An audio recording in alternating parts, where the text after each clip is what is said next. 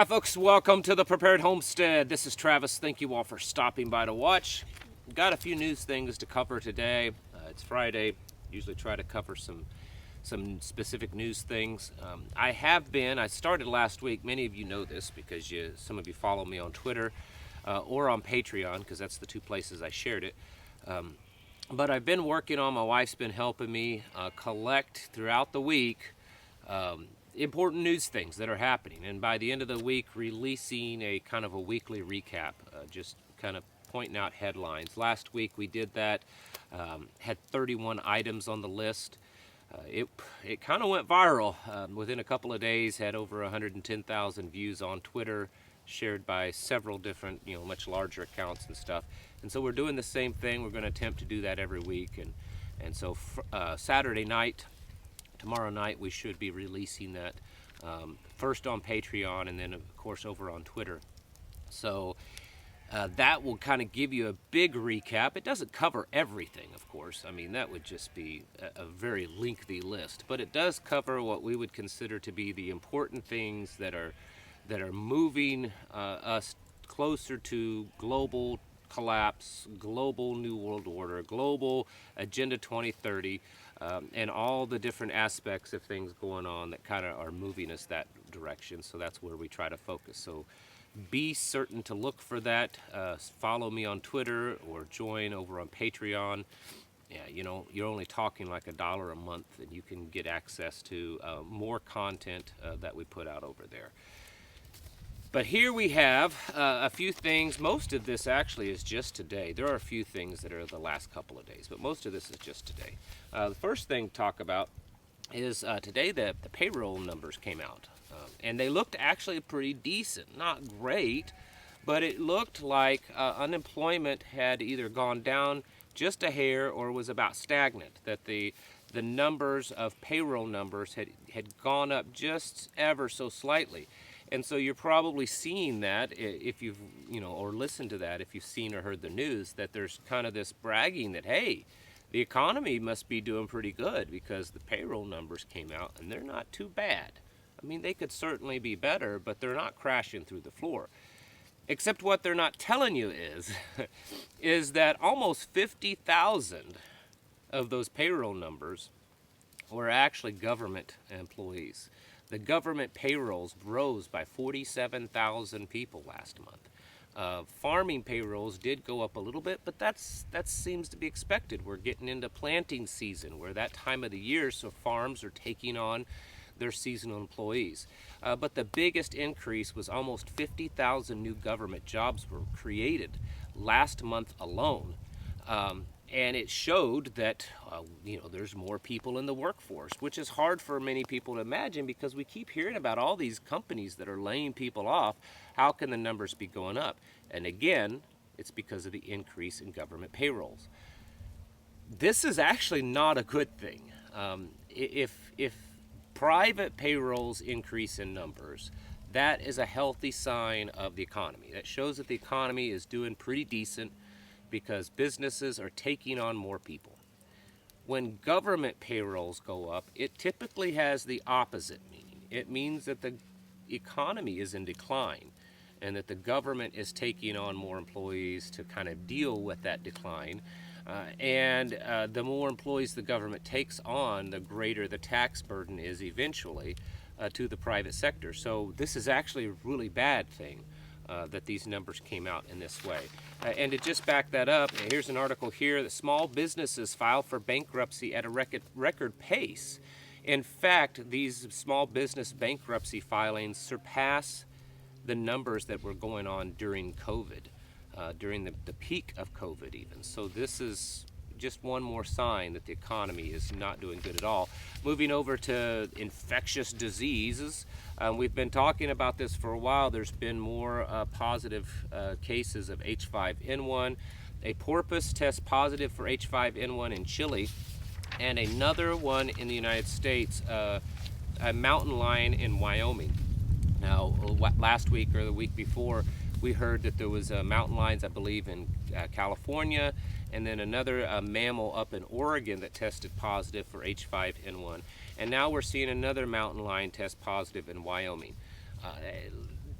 not even getting into the question of why are we going around testing all of these wildlife for a bird flu. That's it, just kind of like why were we testing mangoes and bananas and avocados 3 years ago for COVID.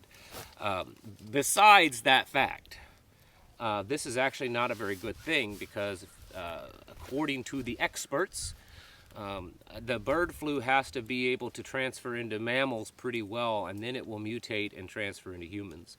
And so we're starting to see a lot of activity in mammals, all in South America, all the way up through North America, which indicates that H5N1 may be getting ready to start transmitting itself into human beings, which, if you all know anything about that, would be very devastating according to their numbers.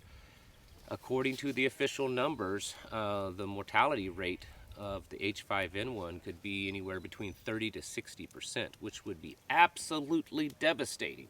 That would be way bigger than the Spanish flu of the early 1900s.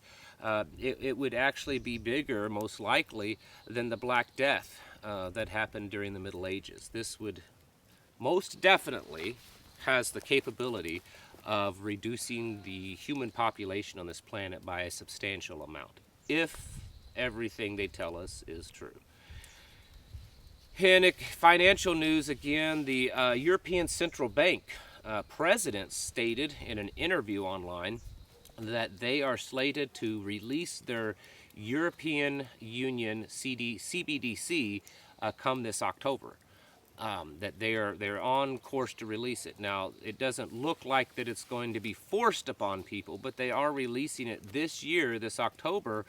And in this interview, the bank president stated that they would be controlling it, that it wouldn't be total control of your life, but that it would be exerting some level of control over people's spending and lives by switching over to CBDC. So once again, we have that. Now, I know that there's a lot that are saying, yeah, but maybe America won't. You know, there's definitely been some pushback. There's been some states trying to pass legislation to end CBDC or to stop it from here. There have been representatives and senators in Washington try to push back. But here's the thing. If the whole world switches off of the US dollar to CBDCs and to the BRICS yuan or whatever, America almost has to do it. How can, I was thinking about this the last couple of days. So if a large amount of the world is switching to digital currency, and China is working on becoming a dominant currency with their BRICS and everything, there's lots of talk of them being gold back.